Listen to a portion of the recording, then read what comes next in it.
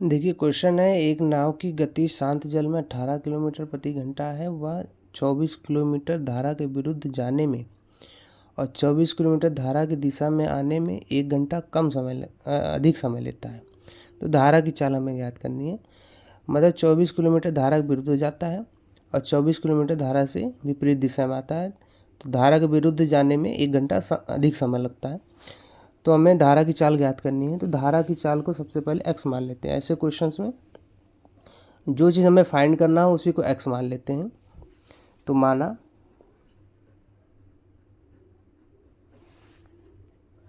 धारा की चाल x है।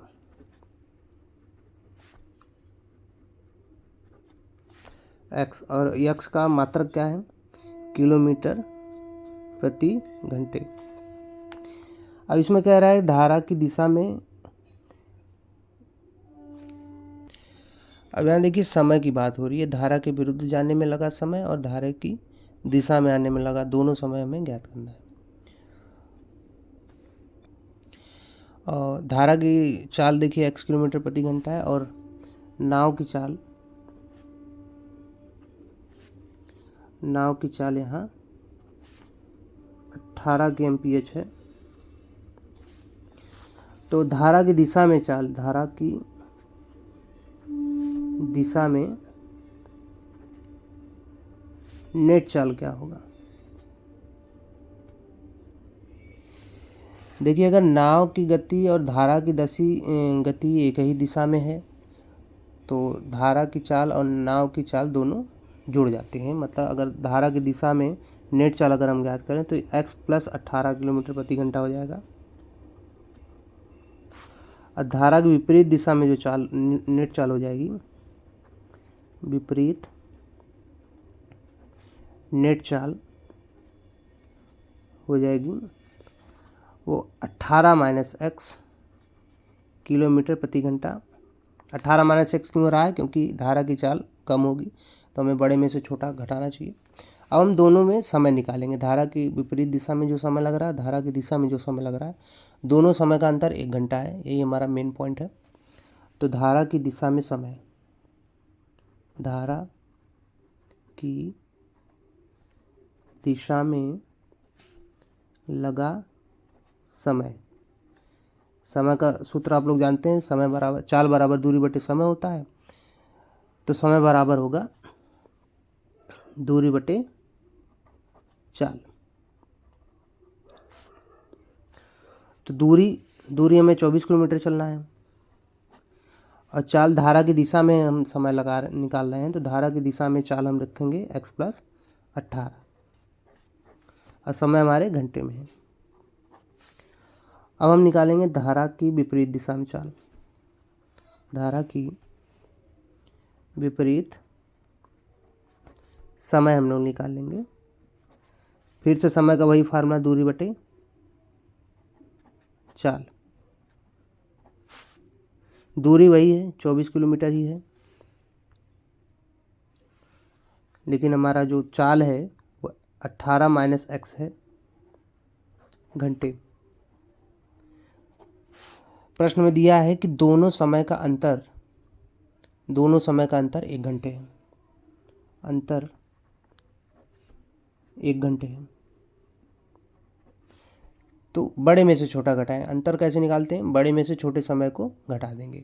यह समय अधिक लगेगा। जब धारा की विपरीत दिशा में नाव चल रही है तो समय अधिक लग रहा है और धारा की दिशा में जब चल रही है तो समय कम लगेगा। तो इसका मतलब यह समय अधिक है, यह समय कम है। तो इसमें से ये घटाएंगे हम। तो 24 बटे 18 - x में से 24 बटे 18 + x को घटा देंगे तो उनका अंतर 1 घंटे आना चाहिए। अब इसको हम जब सॉल्व करेंगे तो एक हमें द्विघात समीकरण मिलेगा। आपको पता है इसको कैसे हल करते हैं। इन दोनों का एलसीएम लेंगे तो 18² - x² आएगा। क्रॉस मल्टीप्लाई करेंगे 24 का गुणा 18 में तो 18 चौके 72, 18 दूनी 36 और 7 43। 24 का गुणा x में 24x माइनस इसका इधर गुणा करेंगे तो 432 प्लस 24x बराबर हो जाएगा 1 के। पुनः इसको हल करने पर प्लस 432 माइनस 432 कैंसिल आउट हो जाएंगे और 24x मिला के 48x बटे 18 का स्क्वायर 324 होता है माइनस एक्स स्क्वायर बराबर 1/1 करके अब हम लोग तिर्यक गुणा कर लेंगे। तिर्यक गुणा करने से हमें मिलेगा 324 माइनस एक्स स्क्वायर बराबर 48x।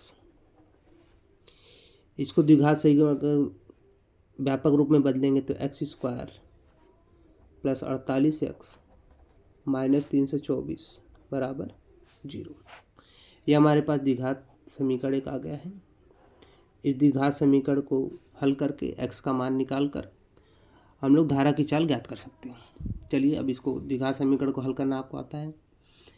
अब हमें 48 को ऐसे दो भागों में तोड़ना है जिनका गुणा करने पर 324 आए।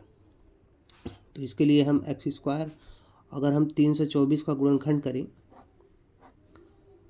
तो इसका गुणनखंड आएगा 2 से पहले विभाजित करेंगे 2 1 कम 2 2 6 12 2 दूनी 4 2 से डिवाइड करेंगे 81 3 से डिवाइड करेंगे 27 3 से डिवाइड करेंगे 9 3 से डिवाइड करेंगे 3 फिर 3 से डिवाइड करेंगे तो 1 आता है।